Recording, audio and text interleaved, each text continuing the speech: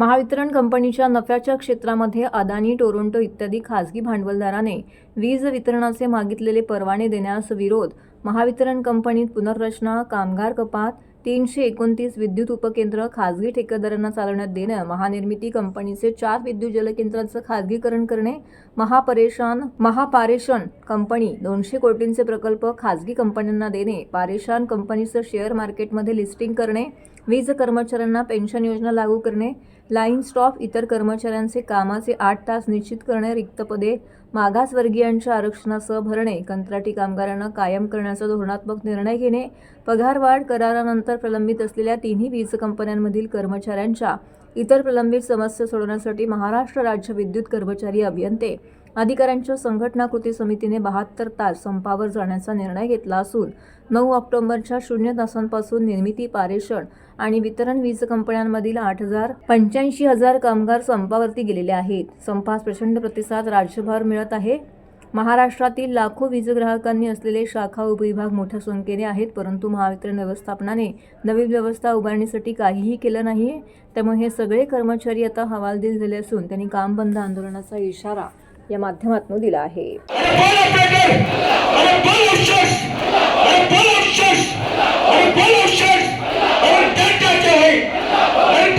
या आमच्या महावितरण कंपनीमध्ये मॅनेजमेंटने 6 फेब्रुवारीला आपल्या 18 फेब्रुवारीला अचानकपणे रिस्ट्रक्चरिंगचे हे धोरण आणून पाहत आहे आणि या रिस्ट्रक्चरिंगच्या धोरणामध्ये एकतर्फी धोरणे आणून पाहत आहे. आज ग्राहकाची संख्या वाढत आहे. असं असताना या रिस्ट्रक्चरिंग मध्ये हे जे कार्यालय आहे, जे डिव्हिजन आहे, सब डिव्हिजन आहे, हे कमी करून या ठिकाणी कामगार कपात कमी करून हे नव्या पद्धतीने रिस्ट्रक्चरिंग आणत आहे. आजच्या घडीला या महाराष्ट्रामध्ये 3 कोटीच्या जवळपास ग्राहक संख्या आहे. असं असताना सुद्धा ग्राहक कर्मचाऱ्याची जी संख्या असते ती दिवसेंदिवस कमी होत आहे. या ठिकाणी कर्मचाऱ्याचा बॅकलॉग हा 50,000च्या वर व्हॅकंट आहे. असं असताना ग्राहकाची सेवा उत्तम देण्याकरता आम्ही बघत आहे की ग्राहकाला आपण समाधानकारक सेवा देत नाहीये. असं असताना ग्राहकाची संख्या वाढत असताना रिस्ट्रक्चरिंगच्या नावाखाली, गोंडस नावाखाली बदलाव करतोय.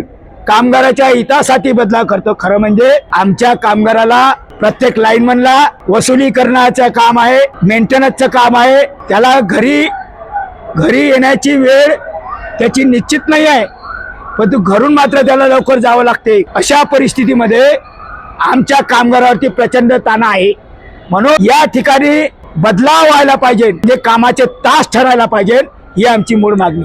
कामाचे तास ठरत असताना कोणाला कोणतं काम करायचं, लाईनमॅननी कुठलं काम करायचं, ऑपरेटरनी कुठलं काम करायचं, इंजिनियरनी काम कुठलं करायचं, हे ठरलं पाहिजे.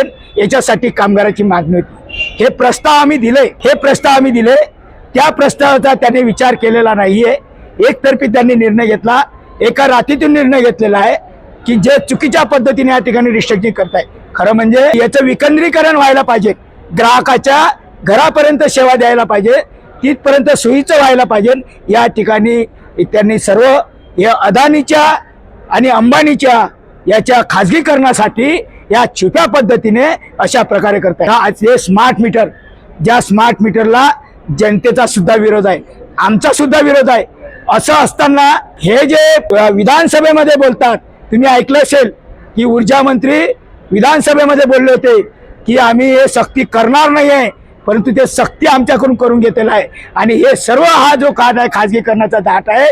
म्हणून हे जे रिस्ट्रक्चरिंगमुळं जी कामगार कपात झालेली आहे, या ठिकाणचा आउटसोर्स जो 42,000 मध्ये महाराष्ट्रामध्ये 42,000 आउटसोर्स आहे. हा संपूर्ण आउटसोर्स या रिस्ट्रक्चरिंगमुळं हा बेरोजगारीच्या स्काईमध्ये जाणार आहे. कायम कामगार, आमच्या लाईनमॅनच्या पोस्ट कमी होणार आहे, आमच्या अभियंत्याच्या पोस्ट कमी होणार आहे आणि इकडे जनतेला सेवा देण्यासाठी आपल्याला मुश्किल होणार आहे. म्हणून याचा आम्ही जोरदारपणे विरोध करतोय की जनता कामगारांच्या विरोधात आहे आणि कामगारांच्या आणि विद्युत कामगारांच्या विरोधामध्ये जहर पसरवण्याचं काम सरकार करत आहे उपभोक्त्यांच्या मध्ये.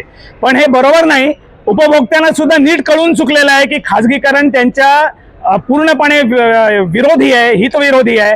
आणि म्हणूनच अनेक जनसंघटना, सामाजिक संघटना या आंदोलनाला पाठिंबा देतात. ऑल इंडिया बँक एम्प्लॉईज असोसिएशननी डिक्लेअर केला पाठिंबा, ऑल इंडिया पॉवर इंजिनियर्स फेडरेशनने पाठिंबा डिक्लेअर केला आहे, कामगार एकता कमिटीने डिक्लेअर केला आहे, तसंच अनेक ठिकाणी महाराष्ट्रात डिक्लेअर केला आहे.